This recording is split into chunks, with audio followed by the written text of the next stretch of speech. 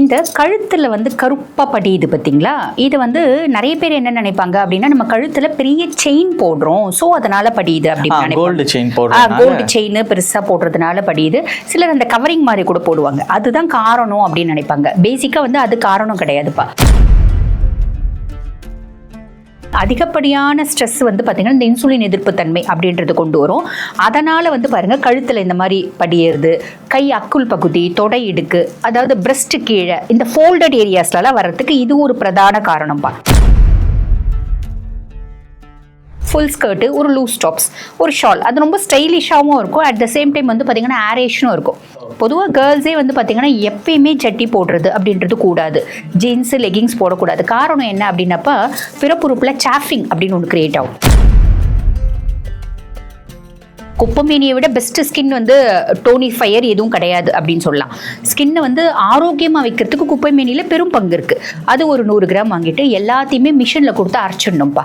இது பவுடரை வாங்கிட்டு இவங்க தனியாக வச்சுக்கலாம், ஏன்னா அதுவே ரொம்ப சாஃப்டாக இருக்கும். எல்லாத்தையும் அரைச்சிட்டு ஜெலிச்சுட்டு அந்த கோர்ஸ் பவுடர் எடுத்து வச்சிடணும். அந்த ஃபைன் பவுடர் டெய்லியே இவங்க குளிக்கிறதுக்கு முன்னாடி 2 ஸ்பூன் தேங்காய் எண்ணெய் போட்டு கலந்து தேய்ச்சி குளிக்கிறாங்க அப்படின்னு வச்சுக்கோங்களேன். ஒன்றும் இல்லைப்பா, நீ இதை செய், 1 வாரம் தொடர்ந்து செய், 8வது நாள் உன்னோட ஸ்கின்னை பாரு நல்லா இருக்கும்.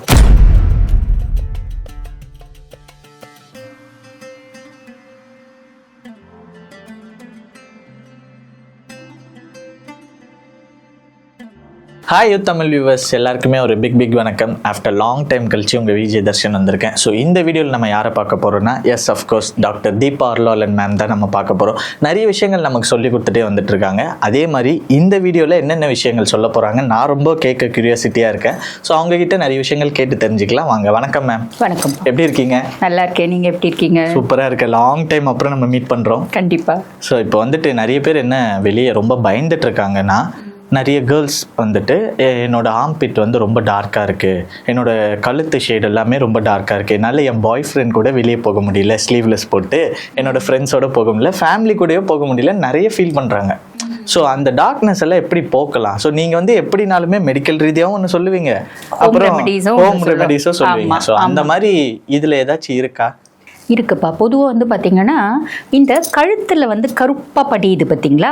இது வந்து நிறைய பேர் என்ன நினைப்பாங்க அப்படின்னா, நம்ம கழுத்தில் பெரிய செயின் போடுறோம், ஸோ அதனால படியுது அப்படின்னு. கோல்டு செயின் போடுறோம், கோல்டு செயின் பெருசாக போடுறதுனால படியுது. சிலர் அந்த கவரிங் மாதிரி கூட போடுவாங்க, அதுதான் காரணம் அப்படின்னு நினைப்பாங்க. பேசிக்காக வந்து அது காரணம் கிடையாதுப்பா.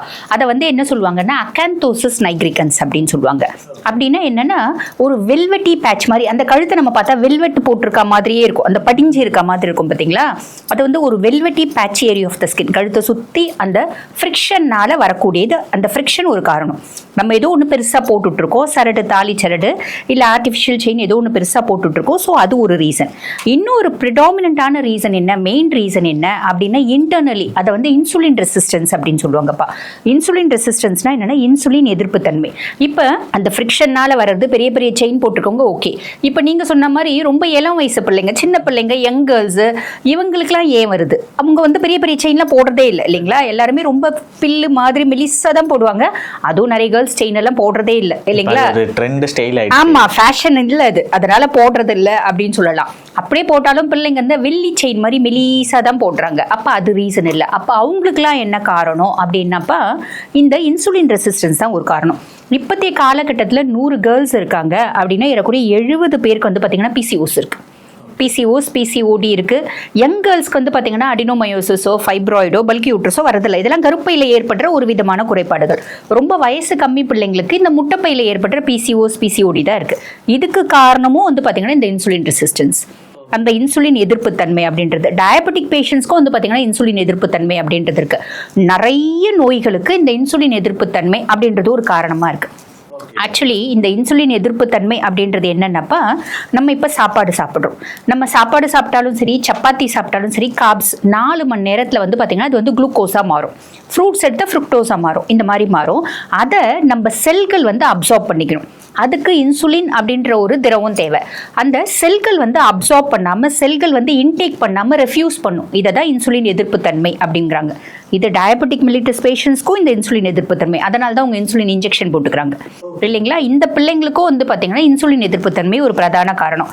அப்போ இதை எப்படி வந்து ரெக்டிஃபை பண்ணுறது அப்படின்னா அவங்களே இப்போ நிறைய பண்ணிக்கிறாங்க. எப்படி அப்படின்னா, ஆமாம் ரொம்ப வெயிட்டாக இருக்காங்க அப்படின்னா பிள்ளைங்க ஒல்லி ஆகிடுறாங்க.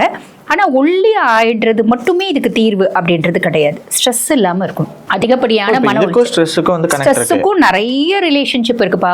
பொதுவாக வந்து பார்த்தீங்கன்னாப்பா எந்த ஒரு நோயுமே செட்டிலே ஆகலன்னு வச்சுக்கோங்களேன், டாக்டர்ஸ் ஒரே வார்த்தை சொல்லுவாங்க, refer to the psychiatric wing அப்படின்னு சொல்லிட்டு கிளீனாக எழுதிடுவாங்க. அப்படின்னா என்னன்னா, பேஷண்ட்ஸ் வந்து டாக்டர் கிட்ட போய் நரேட் பண்ணுவாங்க, எனக்கு தலைவலி இருக்குது, உடம்பு வலி இருக்குது, கால் வலி இருக்குது, ரிப்போர்ட் எல்லாமே நார்மல் வரும். அப்போ என்ன பண்ணுவாங்க, டாக்டர் வந்து இவங்களுக்கு மன ரீதியான குறைபாடுகள் இருக்குது அப்படின்னு சொல்லிட்டு ரெஃபர் டு சைக்காட்ரிக் விங்னு எழுதுகிற எத்தனையோ கிளைண்ட்ஸோட எத்தனையோ பேஷண்ட்ஸோட ரிப்போர்ட் நம்ம பார்த்துருக்கோம். எவ்வளோ பெரிய ஹாஸ்பிட்டலில் போய் எல்லா செக்கப்பும் தரோவாக பாடி செக்அப் பண்ணிடுவாங்க. அதுக்கு மெயின் ரீசன் என்ன அப்படின்னா எக்ஸசிவ் ஸ்ட்ரெஸ் இருந்தால் நம்ம கடவுள் வந்து பார்த்திங்கன்னா ரொம்ப புத்திசாலி. நம்ம உடம்புல இருக்க ஒவ்வொரு சிஸ்டமும் தனி, சுவாச சிஸ்டம் அதாவது ரெஸ்பிரேட்டரி சிஸ்டம் தனி, ஜிஐடி தனி, ஸ்கின்னோட அந்த எக்ஸ்கிரேட்டரி சிஸ்டம் தனி, எல்லாமே தனித்தனி, யூரோஜென்டல் சிஸ்டம் தனி, எல்லாமே தனித்தனி. ஒன்றுத்துல ஏற்படுற நோய் வந்து இன்னொரு சிஸ்டமை பெருமளவு பாதிக்கப்படுறதில்ல. ஆனால் நம்ம மனசு ஒன்று தான் எல்லாத்துக்கும் ரிலேட்டட். அதிகப்படியான ஸ்ட்ரெஸ், மூளை நல்லா தான் இருக்கே அப்படின்னு சொல்லிட்டு அதை வறுத்து எடுத்தால் அதுவோ என்ன பண்ணும் இல்லையா. அதனால் இந்த மாதிரி காம்ப்ளிகேஷன்ஸ் வருது. இப்போ சின்ன பிள்ளைங்களுக்கு, யங் கேர்ள்ஸ்க்கு என்ன ஸ்ட்ரெஸ், ஏகப்பட்ட ஸ்ட்ரெஸ் இருக்குது இல்லைங்களா. யங் கேர்ள்ஸ்னோட ஒரு ஸ்ட்ரெஸ் வந்து பார்த்தீங்கன்னா இன்னைக்கெல்லாம் காலையிலேருந்து நைட் வரைக்கும் ஓயாது உழைக்கிறவனுக்கு இருக்கிற ஸ்ட்ரெஸ்ஸு கூட இவங்களோட ஸ்ட்ரெஸ்ஸோட ஈக்குவல் கிடையாது அப்படின்னு சொல்லலாம். பிள்ளைங்க ஃபோனை வச்சுக்கினே டென்ஷன் ஆகுறாங்க இல்லைங்களா. இப்போ இன்ஸ்டாகிராமில் வேற யாராச்சும் நல்ல வீடியோ போட்டால் கூட நம்மளால இந்த மாதிரி வீடியோ போட முடியலன்னு ஒரு ஸ்ட்ரெஸ் ஆயிடுறாங்க. ஸோ இப்போ எது பார்த்தாலும் ஸ்ட்ரெஸ். நீ சாப்பிட்டியா கிட்ட விட, ஓ அப்போ நான் சாப்பிடாம இருக்கேனா, என்னை பார்த்தா வந்து சாப்பிடாத நோயாளி மாதிரி இருக்கு, அப்படியே ஸ்ட்ரெஸ் ஆகுறாங்க. அதேதான் வயசு பிள்ளைங்களுக்கு. அதாவது என்னென்னப்பா, குறையே இல்லை அப்படின்னாலும் ஒரு பெரிய குறையா இருக்கு இப்போதைய காலகட்டத்தில் இல்லைங்களா. இப்போ இந்த மாதிரி அதிகப்படியான ஸ்ட்ரெஸ் வந்து பார்த்தீங்கன்னா இந்த இன்சுலின் எதிர்ப்பு தன்மை அப்படின்றது கொண்டு வரும். அதனால வந்து பாருங்க கழுத்தில் இந்த மாதிரி படியறது, கை அக்குள் பகுதி, தொடை இடுக்கு, அதாவது பிரஸ்ட் கீழே இந்த ஃபோல்டட் ஏரியாஸ்லாம் வர்றதுக்கு இது ஒரு பிரதான காரணம்ப்பா. ரெண்டாவது காரணம், பொதுவாக நம்ம குளிக்கும் போதே கொஞ்சம் நார் போட்டு தேய்ச்சி குளிக்கணும் அப்படின்ட்டு சொல்லுவாங்க பார்த்தீங்களா. இப்போ யாரும் அந்த சாஃப்ட் மாதிரி இருக்க நார் யூஸ் பண்ணிக்கலாம். இப்போ பிள்ளைங்களாம் வந்து இந்த ஜெல் மாதிரி, சோப் ஜெல் மாதிரி யூஸ் பண்ணுறாங்க. அந்த மாதிரி யூஸ் பண்ணிக்கிறத விட பெஸ்ட் என்ன அப்படின்னா பாத்திங் பவுடர் மாதிரி நம்ம யூஸ் பண்ணிக்கிறது. இந்த பீர்க்கங்காய் நார், இந்த பீர்க்கங்காய் கொடியில் வந்து சில பீர்க்கங்காய் விட்டுருவாங்க காயட்டும் அப்படின்னு, அது பின்னாடி நாராகும். அந்த நார் போட்டு தேய்ச்சி குளிக்கும் போது இவங்களுக்கு இந்த மாதிரி அங்கங்கே வந்து பார்த்தீங்கன்னா ஹைப்பர் பிக்மெண்டட் ஏரியாஸ், இந்த வெல்வெட்டி பேச்சஸ் இதெல்லாமே அப்பியர் ஆகுதுப்பா. உள்ள ஃபர்ஸ்ட் அந்த இன்சுலின் ரெசிஸ்டன்ஸை ஸ்ட்ரெஸ் லெவலில் குறைச்சிக்கணும். அதே மாதிரி சாப்பாடு அப்படின்போது பிள்ளைங்க இப்போ நல்ல ஒபீஸாக இருந்தால் கூட கச்சா முச்சான் டயட் சாப்பிடாம பட்னி இருந்து வெயிட்டு குறைக்கிறது. அதுவும் நிறைய பேர் வந்து பார்த்தீங்கன்னாப்பா தண்ணி கூட குடிக்க மாட்டேங்கிறாங்க. ஏன்னா பாடியில் வந்து ஏறக்குறைய பெருமளவு வாட்டர் கண்டென்ட் இருக்கு இல்லைங்களா, மோர் தென் 60% வாட்டர் கண்டென்ட் இருக்கு. அப்போ தண்ணி குடிக்காமையே சாப்பிடாமையே இருக்கும்போது வெயிட் சட்டுன்னு இறங்கிடுறோம் அப்படின்னு இருக்காங்க. அதெல்லாம் வந்து பார்த்தீங்கன்னா கீட்டோசிடோசிஸ் அப்படின்ற ஒரு கண்டிஷன் ஏற்படும். அந்த மாதிரி செய்யக்கூடாது. பொதுவாக இன்சுலின் ரெசிஸ்டன்ஸை நம்ம ஓவர் கம் பண்ணணும் அப்படின்னாலே இப்போ 3 நேரமும் நம்ம சாப்பிட்றோம் இல்லைங்களா. ஒரு கப்பு மெயின், நம்ம எது எடுத்தாலும் idli, dosa, puri, Pongal, what ever you want நீங்கள் எடுத்துக்கலாம். ஒரு கப்பு வெஜிடபிள் எடுக்கணும். மதியம் ஒரு கப்பு சாதம்னா ஒரு கப்பு வெஜிடபிள். இந்த 1:1 டயட் அப்படின்னு சொல்லுவாங்க. அந்த 1:1 டயட்டை ஃபாலோ பண்ணும்போது வெயிட்டும் குறைப்பாங்க, தோலும் ஆரோக்கியமாக இருக்கும், முடியும் ஆரோக்கியமாக இருக்கும், நகமும் ஆரோக்கியமாக இருக்கும், ஸ்ட்ரெஸ்ஸும் பெருமளவு இருக்காது. வயிறு ரொம்பச்சினாலே டென்ஷன் இல்லைல்லப்பா, ஸ்ட்ரெஸ்ஸும் இருக்காது. அட் த சேம் டைம் வந்து பாருங்கள் இவங்க வெயிட்டை குறைச்சி இந்த மசில்ஸ்லாம் லூஸ் ஆகிடுறது, ஸ்கின்லாம் லூஸ் ஆகிடுறது அந்த மாதிரியும் இருக்காது. பல நோய்கள் வராமல் தடுக்க முடியும். ஸோ ஃபஸ்ட்டு இது பண்ணணும். ஸ்கின் வந்து எப்பயுமே ஹைட்ரேட்டாக இருக்கணும். அப்போ 3 லிட்டர் தண்ணி கண்டிப்பாக குடிக்கணும். யங் கேர்ள்ஸ்க்கு ஆட்டோமேட்டிக்காக ஸ்கின் நல்லா தானப்பா இருக்கும். பட் பியாண்ட் தட் வயசு ஆக இப்போலாம் வந்து பார்த்தீங்கன்னாப்பா 30+ தான் நம்ம ஸ்கின்னை பற்றி பெருசாக யோசிக்கணும். சின்ன பிள்ளைங்க 30 வயசுக்குள்ளே இருக்க பிள்ளைங்க, அதாவது ஒரு 20 வயசு, 16 வயசு, 18 வயசில் ஸ்கின்னை பற்றி யோசிக்க வேண்டியதே இல்லை. ஆனால் அவங்கெல்லாம் கூட இப்போ ஸ்கின்னை பற்றி கவலைப்படுற மாதிரியான சூழ்நிலை இருக்குது இல்லைங்களா.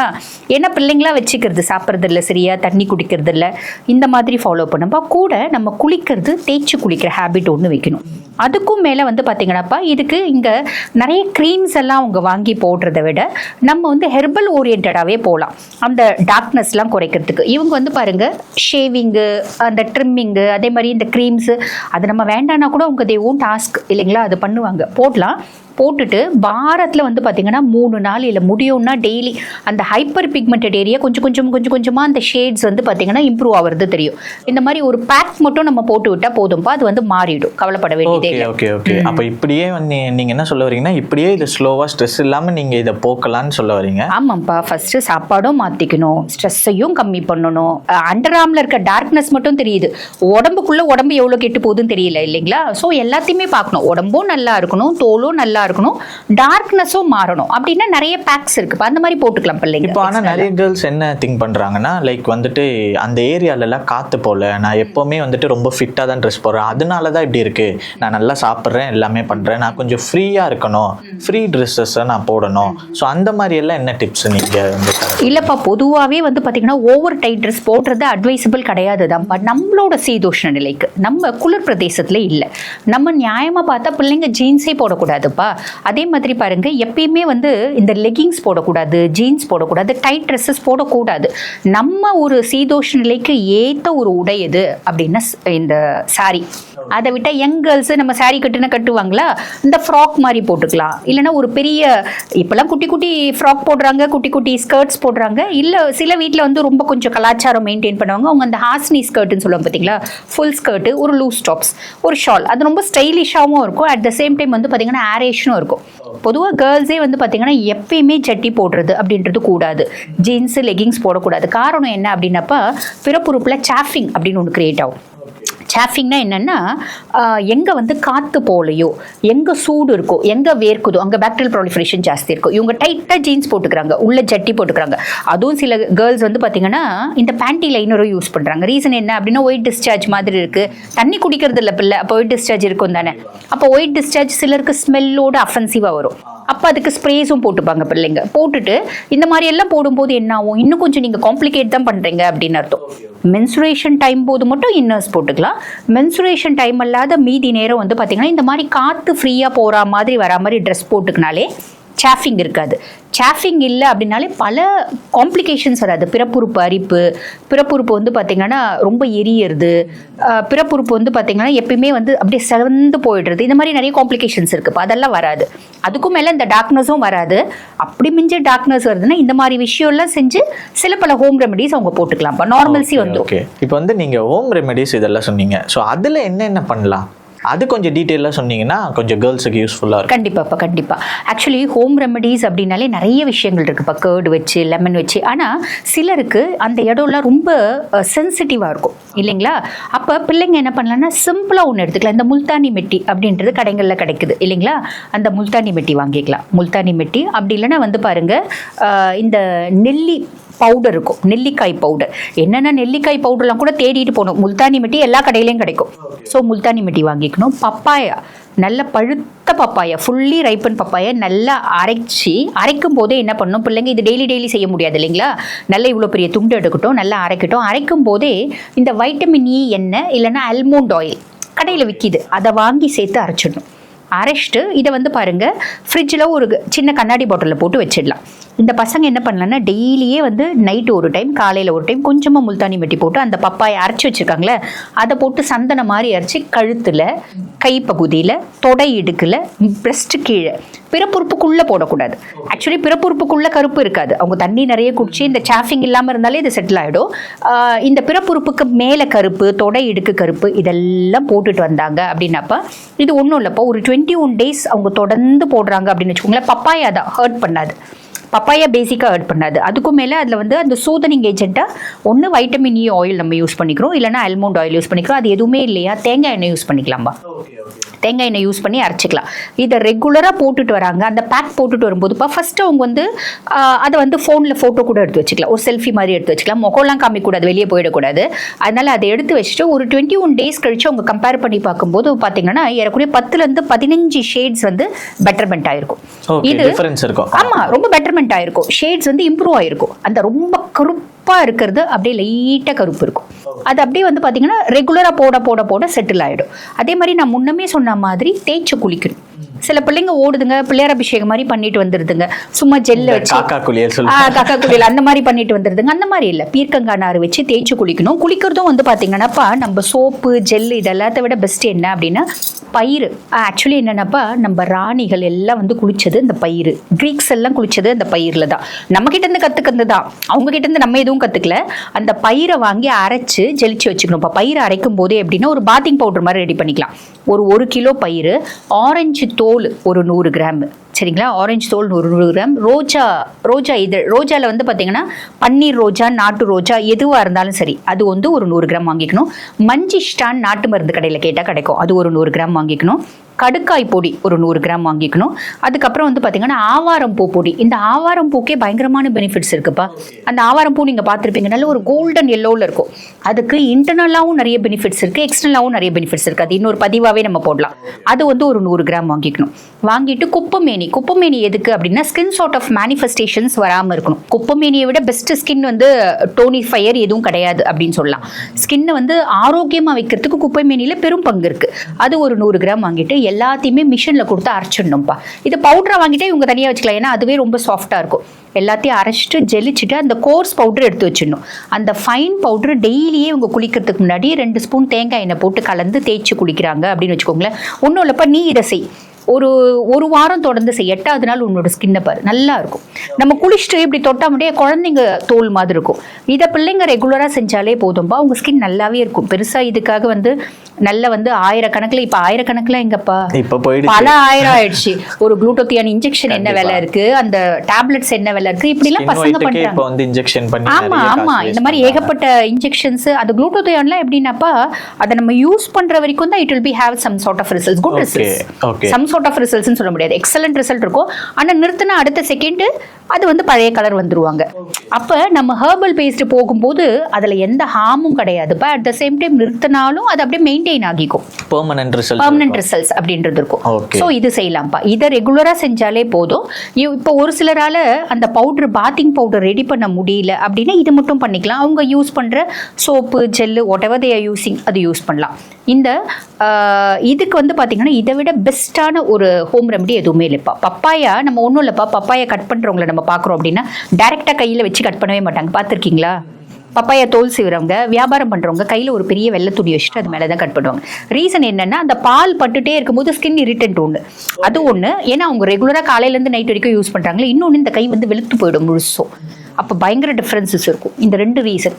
அப்போ அதை போடும்போது நல்ல ரிசல்ட் வந்துரும்பா, வேறு எதுவும் பெருசாக யோசிக்க வேண்டியதே இல்லை.